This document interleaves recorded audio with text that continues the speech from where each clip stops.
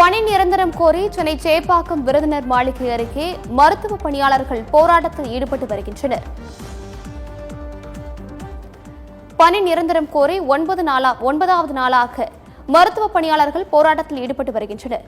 தொடர்ந்து 9வது நாளாக போராடி வருகிறோம், தயவு செய்து அரசு நடவடிக்கை எடுக்க வேண்டும் என மருத்துவ பணியாளர்கள் கோரிக்கை வைத்துள்ளனர். அனைத்து பல்நோக்கு மருத்துவமனை, சுகாதாரத்துறை பல்நோக்கு மருத்துவமனை பணியாளர்களை பணி நிரந்தரம் செய்திட வேண்டும் என மருத்துவ பணியாளர்கள் கோரிக்கையை முன்வைத்துள்ளனர்.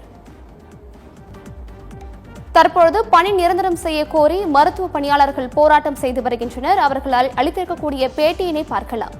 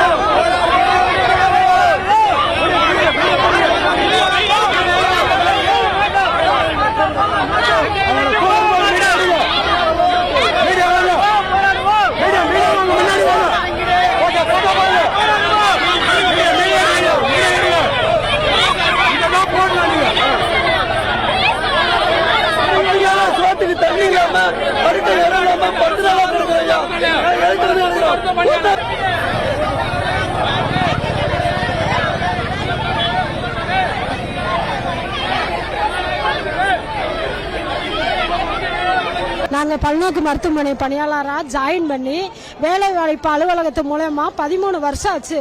நாங்கள் ஜாயின் பண்ணி சீனியாரிட்டி பிரகாரம் தான் எடுத்தாங்க. ஒவ்வொருத்தரையும் ஒவ்வொரு கோட்டால தான் இது பண்ணாங்க. ஆனால் 13 வருஷம் ஆகி எங்களுக்கு உண்டான உரிமை இன்னும் கிடைக்கவே இல்லை. வீக் ஆஃபுக்கு சம்பளம் முடிக்கிறாங்க. 4 நாள் வீக் ஆஃப்னா 4 நாளைக்கு சம்பளம் முடிக்கிறாங்க. நாங்கள் 5 வேலையை பார்க்குறோம்.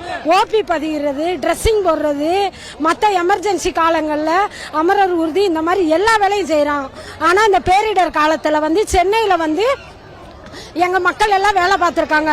கொரோனா காலத்துல நிறைய பேர் இறந்தும் போயிட்டாங்க. கொரோனால வேலை பார்த்து நாங்க அந்த அளவுக்கு பாதிப்பாகி ஒவ்வொரு நிமிஷமும் நம்ம இந்த வேலையை சேவையா செஞ்சுக்கிட்டு இருக்கோம். இருந்தாலும் எங்களுக்கு உண்டான நீதி இன்னும் கிடைக்கல. அது ஏன்னு தமிழக அரசுக்கு அது எதுக்கு தெரியலன்னு எங்களுக்கு தெரியல. எங்களுக்கு உண்டான நீதி கிடைக்கும் வரை நாங்க போராடுவோம்.